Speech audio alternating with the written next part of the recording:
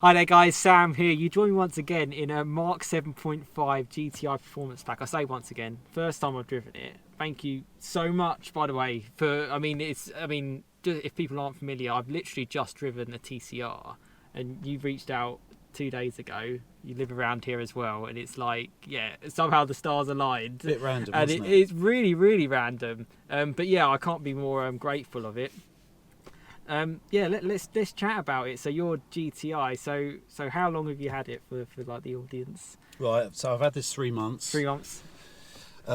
This year so far I've had a Mini Cooper S, which I owned for 5 years and I sold that. I bought a BMW M140i. Didn't get on with that. Had that for about 5 months. Yeah. Made some money on that. With the car market, yeah. And then I bought this. Because really, originally I wanted an R. Yes. And then I got this. And I'm really happy with it. I've got away from wanting the R now. Yeah, no, definitely. And having just driven it, I'll put links in the description to my first drive. I'm getting over my love affair with the Mini. That was my biggest hang up. Was getting over the Mini. This is much better in many ways. I think for you having that for like 5 years, I can imagine it. But I think a lot of my audience as well, you might see a lot of stuff about the Rs. You might know of like the M140s, a massively powerful car. And I think from your perspective, to have an M140 and then to go to a GTI Performance pack, I think it's really important to know, because power isn't necessarily everything, is it? You get a little bit more engagement. So yeah, so how was it in terms of like actually finding this car? Because I personally think 3-door manuals are quite hard to dig out if you're looking. I mean, the first problem you've got is the price. Yeah. Right. So it's an inflated market. Yes. So you've got to have a good look round. And I spoke to you earlier about the car dealer that wouldn't give me a set of car mats. BMW main dealer. We haggled over an £80 set of car mats. I drove to London to look at this car, and I walked away. Yeah. Because on a matter of principle. Yeah. Silly things. The prices are inflated. Yeah. One of the reasons I wanted to show Sam this car today was not everyone can afford an R, not everyone can club sport. Sam shows all these fantastic cars, but they're out of reach to a lot of people. So a sort of a normalish GTI, I would recommend you get the performance one. Yeah. Where you've got that little bit of extra power. You've got the electric front diff. You've got the R brakes. You've got all the kit here on it. You've got reversing cameras. You've got ACC. You've got pedestrian warning. You've got a lovely infotainment system. It's got all the bits in it. It really does have it all, doesn't it? It does tick a lot of boxes. Massive. And then so you're talking 245 brake horsepower. That's there or thereabouts, which it shifts along, doesn't it? It's not slow. I think we both agree that in this car you need a manual gearbox. I think to drive it. Yeah, and I think it was interesting because having just spoken to the TCR owner as well, I was kind of like, for his car, because it's 290, nearly 300, you're kind of like at that edge where DSG might make more sense. But like, I love the manual engagement. I think it would really be boring. Good. Yeah, I think it would be boring, and the 140 was a bit like that with the automatic part. It was fantastic. Don't get me wrong. Quick. It was quick, and it was lovely. It was smooth, but it just does get a little bit boring. Like going for the gears around the bends. Yeah, no, definitely. We have some fantastic roads around here as well. This was loads of fun in the corners, and we were saying how well it pulls out. You did a really tight bend in third gear, and it's torque. And I was expecting it to start pinking and everything, but it was fine, wasn't it? It must be the torque of these EA888 engines. I love them. They shove along, don't they? Yeah. The only downside I would say, like the Mini. It rev matched. Okay, so when you drop down, so you've got to be a little bit careful. Dropping down in the second, you've got to. Yeah, or you'll be thrown back with it so it's not good. The clutch as well potentially. Yeah. So apart from that, there's not many downsides to it. It's a GTI, isn't it? It's like people might look at it. You might read magazines. You might watch YouTube videos, and you might think, "Oh, what car to go for?" But I would seriously, if you're buying one, and you see a normal GTI. Bear in mind it'll have silver badges on the front. Yeah. Always look for the red badge. Okay. Red GTI badge means performance. Gotcha. Right. Seriously think about it, because I say you get that electric front diff, you get the R brakes, and you get that bit of extra power, and it is quite a bit. And I think it does make that little bit of difference. You notice it a bit as well. I wonder if they might have upped the torque as well, potentially, or certainly changed change something in the mapping. But one thing about the brakes, which again, people don't talk about these kind of things. You got the same brakes as in my R there. But this car weighs a lot less, so technically you've got a better braking performance than They do pull, don't they? They do stop yeah, you, don't they? They're brilliant brakes. They're really, really good. And if you're thinking about maybe going stage 1 on it, your brakes are there. Yeah, You've that's got the true. electric diff there. You're probably going to need a new clutch, because the clutch in these aren't very good. Yes, I'll go with that. So just something to bear in mind, if you are looking to go forward with that, I wouldn't buy a normal GTI, just because, say, the brakes and the electric front diff are two sort of big pluses with this car. Yeah, it's too much. You're then just constantly like upgrading too many bits, aren't you? But yeah, I'd agree. I mean, like I drove a 40th, a Mark 7 40th, and he'd had mapped his car. He'd upped it to 370 brake horsepower. I would probably say it's too much. Yeah. I think that less is more, basically. You can enjoy it more. It's a lot of power going for the front wheels, which you've got to steer. It's loads, isn't it? And like this E-diff and the front end is so good, but it can only do so much. You know, you're asking too much. And also, I mean, we were saying how you get police speed cameras. You get, as I pull out on my first drive, which you would have seen. Hopefully, I'll leave it in the description. There's loads of people just like keeping an eye on traffic, monitoring, taking people's number plates. You just can't in 2021. You can't just have a crazy fast car. And I can imagine you'd be, because you can't get the max out of it. Yeah. Whereas this you can. Yeah, I think you got to just drive it. You know, it's like the 140 I had. You know, you put your foot down in it and you were doing 80 just rapidly.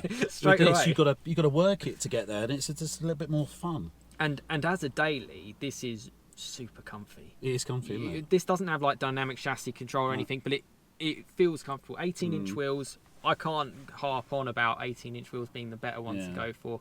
Less crashy. What did you make of the sport mode and that? Because what the difference? Because it was in eco, wasn't it? The only thing when I do it in that, so I have eco to race, is it's supposed to firm up the throttle. So it's not supposed to be as lazy. The steering can go quite firm as well. But, a bit more heavier. Yeah, it can go, but then you can individualise it as well to make it lighter. But that's really it. That's the real change. Did you notice any different? Because I can't say I did notice a massive amount of difference. Because the Mini, when I put it in sport mode in the Mini, it really threw you back. The throttle response was a lot better, and the steering got noticeably heavier in the Mini. You can proper notice the jump. I'd say I'd say in mine I noticed more of a difference in terms of the change, but in this it was less so. But then that's more for like, you can just keep it in one setting kind of thing. Keep it in normal setting, and you'd probably get as much as you'd ever want out of it.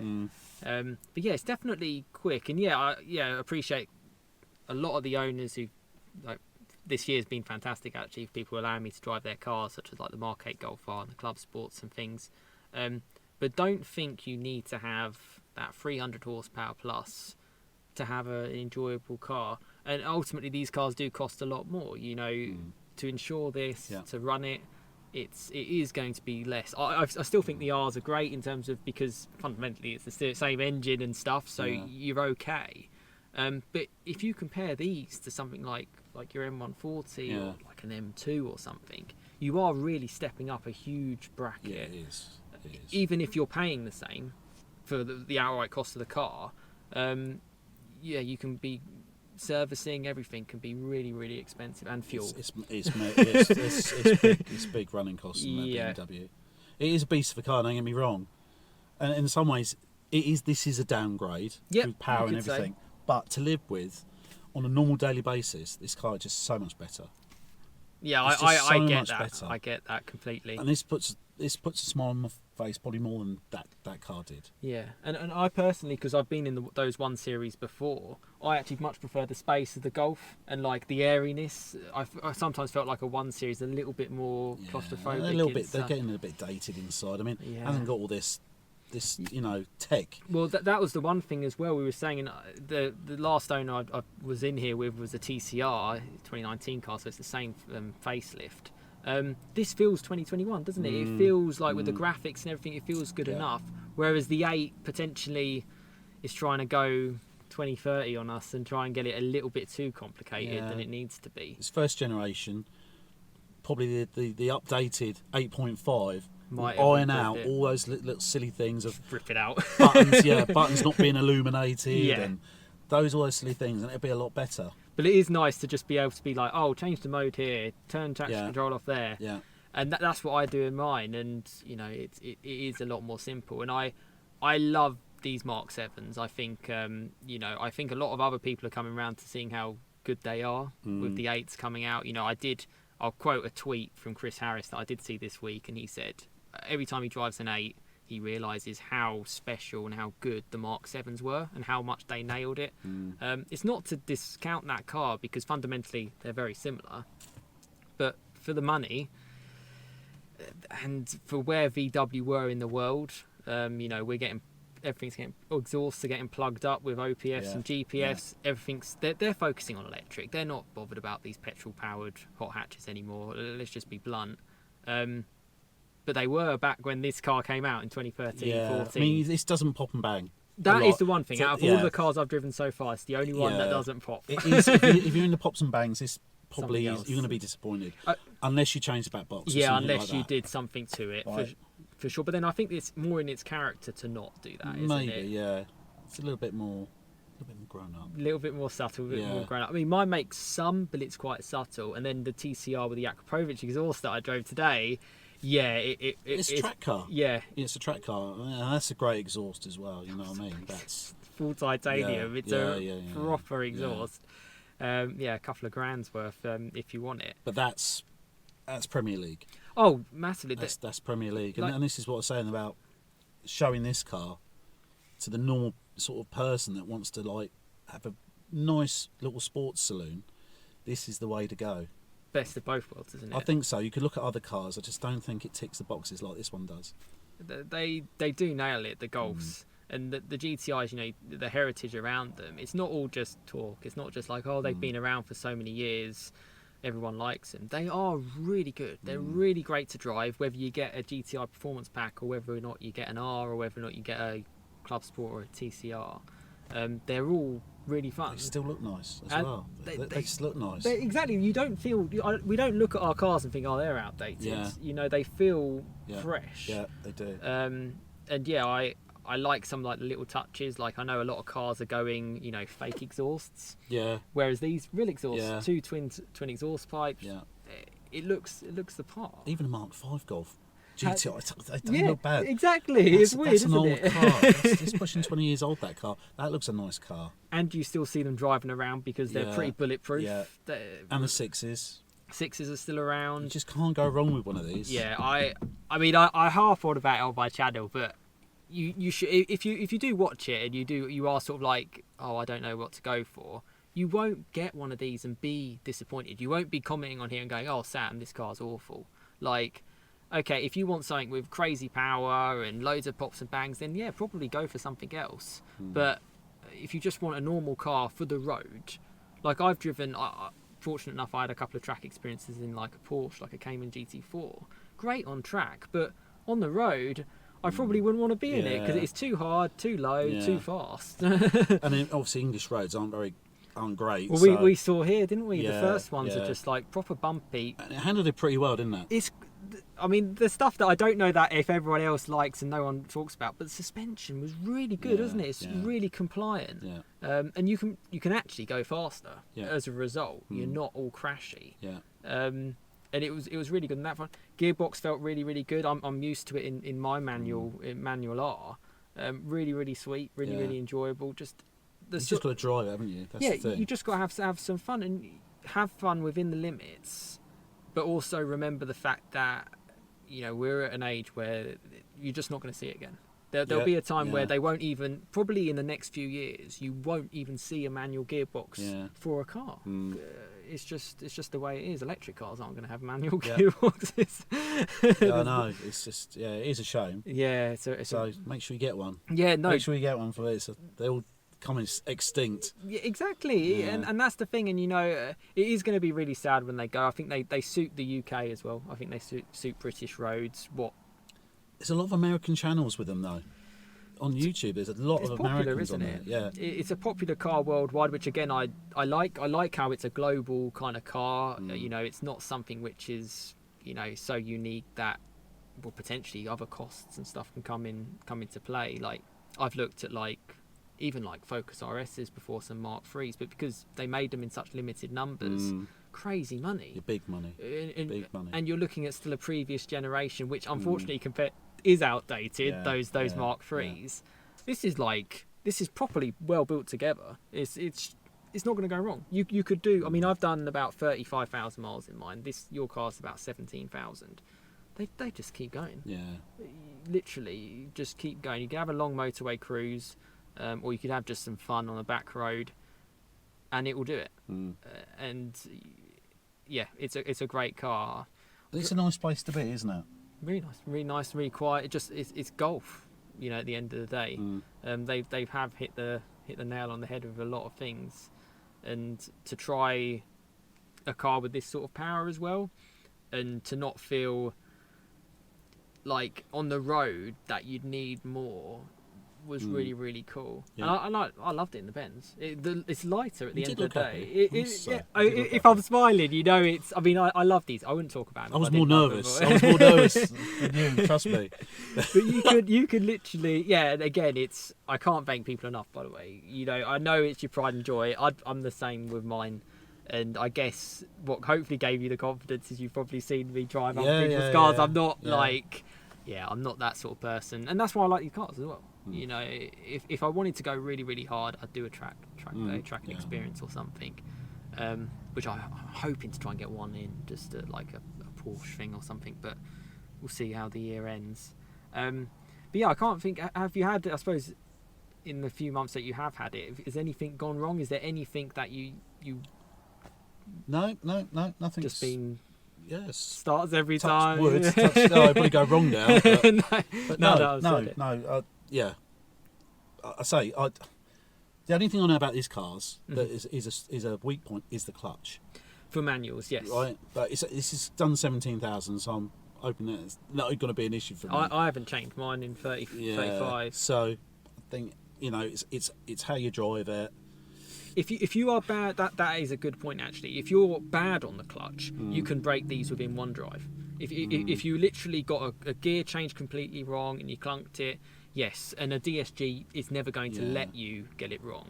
But if you know how to drive a car and you're smart, nice Lotus there. We keep seeing some amazing cars the whole time. It's like a lot of cars, nice cars going past. What did I have? Ferrari went by, McLaren went by as well earlier. Yeah, something going on. Yeah, some sort of car meet. But no, that's one. And you can, if you don't want the manual, you can get these performance packs in DSG as well. You do have the option for that. So it's kind of for everyone. There's no reason, if you're not if you're not into cars, if this is the only video you'd ever watch of mine, I can genuinely say you're not going to be disappointed. Yeah. I think it's the same from you. You've come from a pretty special car, an M140. I've only heard good things about them. I've driven it myself as well on a test drive. And you're not sitting in here going, I love this car more than that will upset a few people. Which is interesting to say. Really interesting. This puts a smile on my face more. The other car was immensely powerful.